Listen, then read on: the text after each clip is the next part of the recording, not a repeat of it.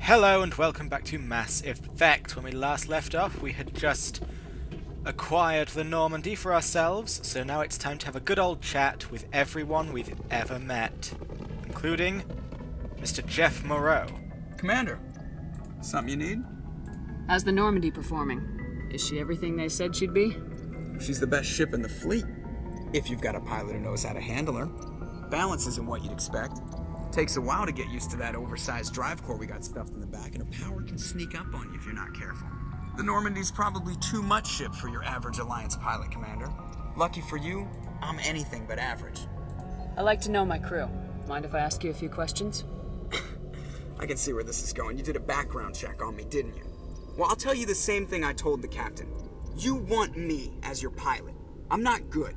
I'm not even great. I am the best damn helmsman in the Alliance fleet. Top of my class in flight school, I earned that.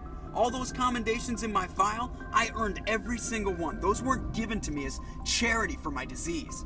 I'm sorry, Joker. I didn't even know you were sick. You mean you didn't know? Oh, crap. Okay, I've got Vrolik syndrome, brittle bone disease. The bones in my legs never develop properly. They're basically hollow, too much force and they'll shatter.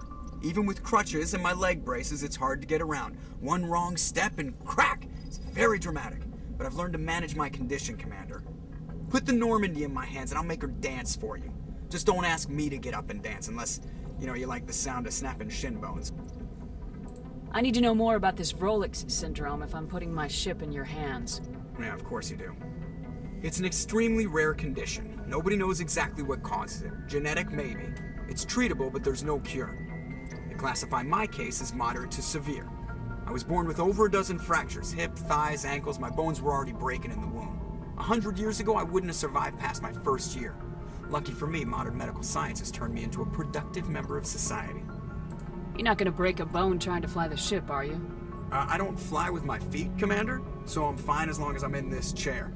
I gotta be real careful when I get up to take a piss, though. I can do my job as well as anyone on the ship. Better, actually. So don't worry about it. I'm not trying to make you uncomfortable. Let's talk about something else. Whatever you want, Commander. Why does everyone call you Joker? It's a lot shorter than saying Alliance Flight Lieutenant Jeff Moreau. Plus, I love to make little children laugh. You're dodging the question. Look, I didn't pick the name. One of the instructors in flight school used to bug me about never smiling. She started calling me Joker, and it stuck. Why didn't you ever smile? Hey, I worked my ass off in flight school, Commander. The world's not gonna hand you anything if you go around grinning like an idiot. By the end of the year, I was the best pilot in the academy. Even better than the instructors, and everybody knew it. They'd all got their asses kicked by the sickly kid with the creaky little legs. One guess who was smiling at graduation? I have to go. Alright, see ya. So that's our dear old pilot there, Joker. He is a fine fellow.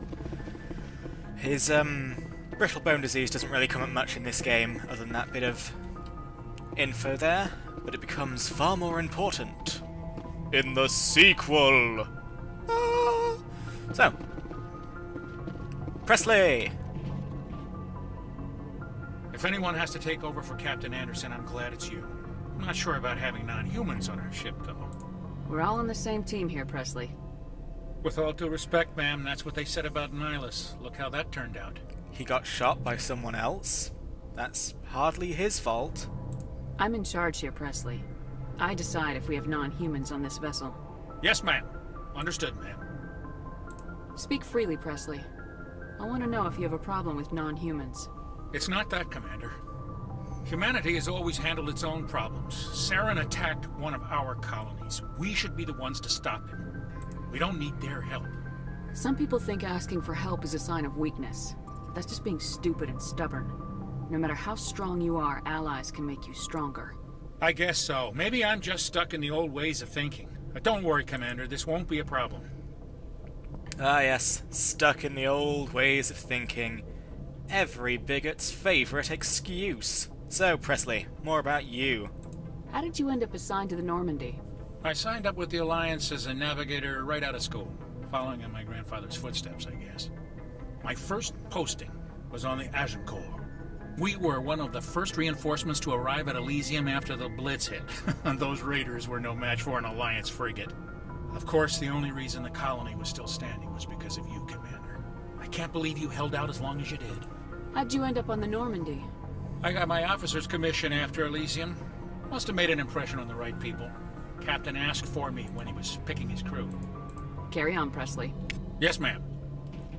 Ooh, I got a bit of renegade-ness. Was that because I said, I'm in charge here? Well, tough. I am in charge. Deal with it, Presley. If that makes me a renegade, then so be it. Ooh, loading screen. Let's see how our dear boy Kaidan is holding up.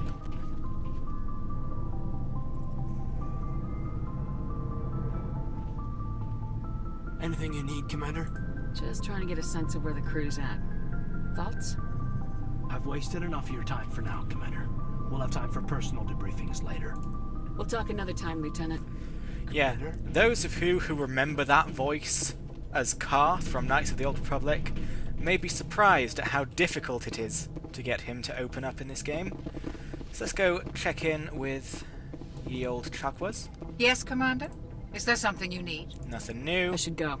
Goodbye, Commander. People must get such a bad impression of Shepard, always sort of running up to people and going, I should go, and then running off.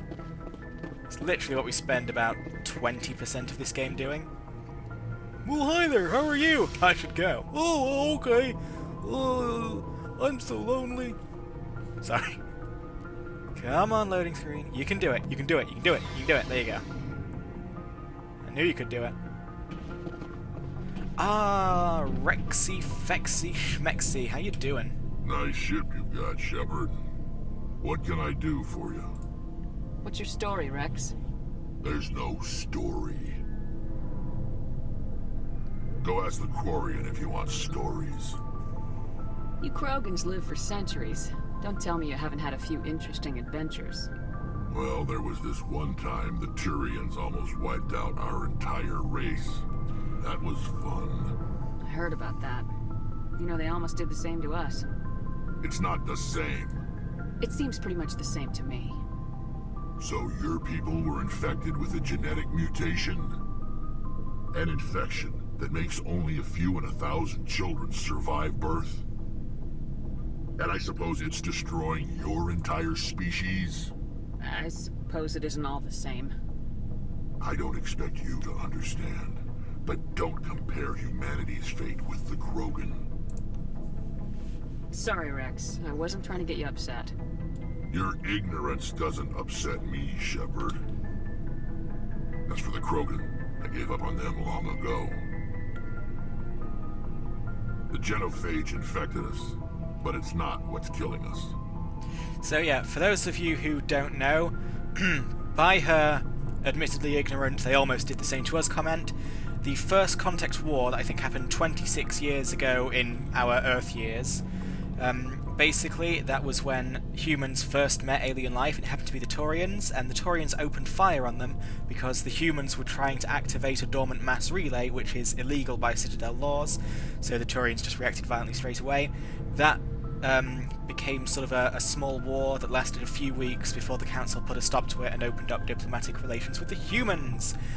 And it's not as dramatic as it sounds, actually. I think casualties on both sides were only in, like, the small thousands, and the Taurians got the worst of it. In a rare twist of this sort of thing, humans are actually very powerful militarily compared to aliens. I mean, the Taurians currently have the strongest military, but as many Citadel races fear, the humans could easily up their military if they had to. Currently, planet Earth, and the humans in general, only employ 3% of its population as military. If they just upped that more, they'd be a massive threat. Anyway, that's just me lore dumping. Go read the Codex if you want more of that. Are your people really dying? We're sure not getting any stronger. We're too spread out. None of us are interested in staying in our own system. Lots of species have left their homes and prospered. But they go to colonize new worlds. We're not settlers. We're warriors. We want to fight. So we leave. Hire ourselves out. And most of us never go back. What can you tell me about the Genophage? Ask the Solarians if you want details. They made it. All I know, it makes breeding nearly impossible. Thousands die in stillbirth, and most never get that far. Every Krogan is infected, every one. And no one's rushing to find a cure. Why don't the Krogan try to find a cure? When was the last time you saw a Krogan scientist? You ask a Krogan, would he rather find a cure for the Genophage or fight for credits? He'll choose fighting every time. It's just who we are, Shepard. I can't change that. Nobody can. So long, Rex. Shepard. So yeah, the Genophage, yet another thing that gets expanded on in Mass Effect 2 and then 3. But I think you can already guess, just by that brief description, how horrific the reality must actually be. Like, it's not a disease that makes lots of people sterile, it's a disease that kills lots of fetuses and causes about 999 out of every 1,000 children to be stillborn, which, you know, no one wants that. That's all kinds of grisly. So, before we talk to anyone else, I'm just gonna fluff up everyone's weapons. Now don't worry, I'm not gonna bore your faces off with this too much. Would be if I was doing all the side quests, but because I'm not, there aren't very many times I'll actually do this. So you don't have to worry, skiddly diddly dory. Just, Garrus, you get first dibs of sniper rifles because you are a sniper. There we go. Do you want an assault rifle? There you do. Good buddy. Rex, my dear friend. Take a shotgun. Come on. Pardon me, you can do it. Have a pistol if you really want one. Same here, I doubt you'll ever use these, but I just like to make sure everyone has what they want. Tally, do I have any Quarian armor? No, I don't.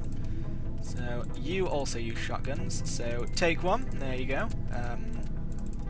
Go on then, have a pistol, have a Kit Kat. And a sniper, that's all good, that's all good. Do we have any mods for you? There you go, that'll do. Rex, you can have the smash damage one, because you're the only one I can imagine you even using it. Garrus, I've pretty much done you as well. Oh, wait, what was that? I see a pistol you can have. Okay. Sorry, I'm not very organised when I do this. I'm a mess, really. So, Kaidan. Kaidan the Waden. He knows how to... Oh no, nothing rhymes with your name, Kaidan. You suck. Okay. Isn't the music here so simplistic and great? It's just like 4 notes on repeat forever, occasionally changing key, so that's actually more notes, but you get the you know what I mean. But it's just like those on repeat forever, and yet it's just, it fits the mood so well. So spacey. Anything for you? Nope. Alright, we're basically done then. Ashley! Commander?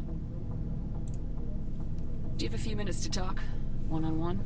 I'm sorry, Commander. I need to get my duty squared away. I wouldn't mind talking more later, though.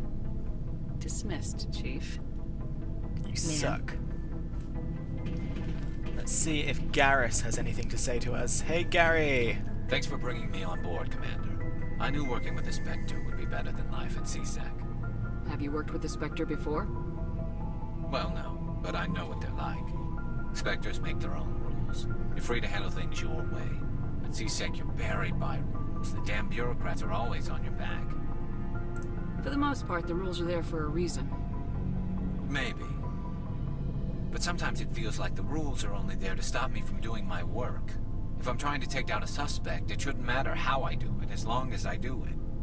But C-Sec wants it done their way. Protocol and procedure come first. That's why I left. So you just quit because you didn't like the way they do things? There's more to it than that. It didn't start out bad, but as I rose in ranks, I got